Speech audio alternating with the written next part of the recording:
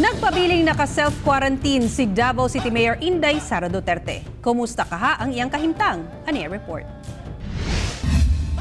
Human anunsyo mismo ni Mayor Inday Sara Duterte nga voluntaryo siyang nag-self-quarantine, nagpabilin kunong maayo ang iyang paminaw. Ginapaabot na lang kuno niya ang resulta sa swab samples ni Senator Sherwin Gatchalian kinsa nakahimamat sa mayor sa kauluhan. Okay man lang ko, wala man ko'y sakit. And then, ginahulat lang namo kay nag-istorya mi ni Senator Sherwin Gatchalian.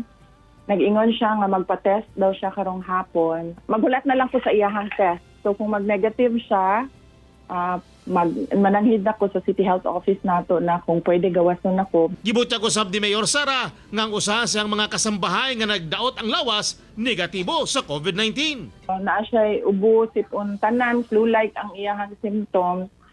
And taas iyahang kalintura, but gipadala naman to namo siya sa doktor, gi-check na siya. And tonsillitis, so gipauli na siya with antibiotics. Mayo usab ang kahimtang sa mga anak ug bana bisan gi-quarantine siya, nagpabilin ang ilang komunikasyon.